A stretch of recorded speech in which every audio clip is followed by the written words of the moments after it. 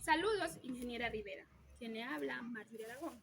Esta es mi tarea individual de la unidad Factores bióticos y abióticos y de qué manera estos afectan a la fisiología de las plantas.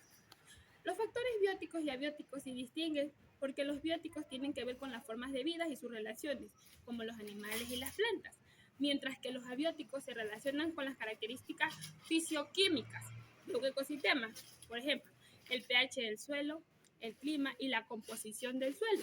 Sin embargo, ambos tipos de factores están fuertemente vinculados, ya que el estado del uno refleja el del otro.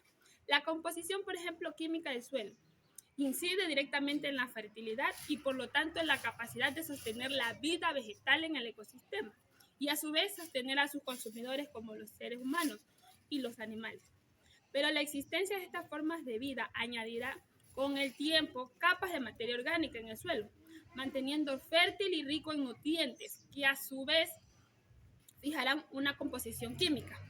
En conclusión, podemos afirmar que los factores bióticos y los abióticos son fundamentales para el desarrollo de las especies y su hábitat. No es posible concebir la existencia de un factor sin el otro. Estructura de la planta. Como ya sabemos, la planta está conformada por raíz, tallo, hojas, flores y frutos. ¿De qué manera puede afectar los factores bióticos y abióticos en la fisiología vegetal de una planta? Bueno, vamos a hablar primero de los factores bióticos. Estos dejan evidencias físicas en el organismo de las plantas que se pueden observar a simple vista. Vamos a hablar de 3 factores. El primero, los insectos. Los insectos en gran cantidad son plagas muy dañinas. Vamos a hablar de la mosca blanca. Esta puede dañar las plantas porque le succiona los jugos, marchitándolas, retrasando el crecimiento o incluso la muerte de la planta. Ahora vamos a hablar del 2, esporas de un hongo.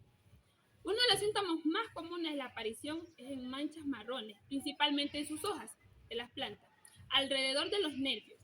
Las hojas se secan y producen una defoliación importante. Esto suele suceder más en primavera o verano. Ahora vamos a hablar de las malezas o monte, como no lo conocen. Estos dañan los sistemas de producción y afectan los procesos industriales y comerciales de alimentos.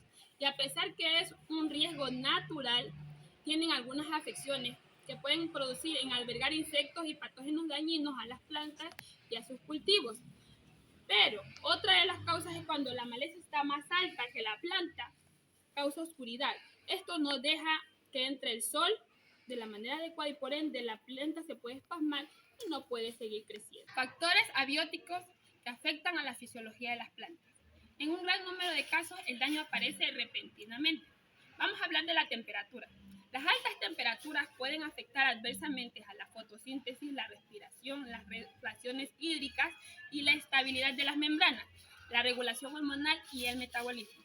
Vamos a hablar un poquito de las relaciones hídricas. Si la planta no tiene suficiente agua, la planta no va a poder absorber todos los nutrientes del suelo, por lo tanto la planta no va a estar bien alimentada. Vamos a hablar de un segundo factor que es la humedad. El exceso de agua en las plantas causa lo que se conoce como asfixia radicular, es decir, la asfixia de sus raíces, ya que éstas también respiran. Las raíces, al necesitar oxígeno y requerir de nutrientes de la tierra sin absorber demasiada agua, no podrán respirar adecuadamente, ya que el aire será escaso y provocará la asfixia de las raíces. Y sabemos que una raíz muerta significa que es una planta muerta, por ende la planta va a morir. Tercer factor, el viento. El viento puede modificar las tasas de transpiración en las plantas, removiendo la capa límite, la capa de aire inmóvil que rodea las hojas. Al reducir la capa límite, el viento incrementa la salida de agua de las hojas, ya que la ruta para que ésta se alcance a la atmósfera se acorta. Es decir, los estomas van a estar abre y cierra, y la planta va a perder demasiada agua. Ahora vamos a hablar de los efectos positivos que produce la transpiración en la planta. La transpiración de agua por la planta es un proceso muy importante porque le permite a esta enfriarse y no quemarse por el calor del sol. Además, le permite a la planta mover agua y nutrientes desde la raíz hacia el resto de toda la planta. Muchas gracias, ingeniera Rivera.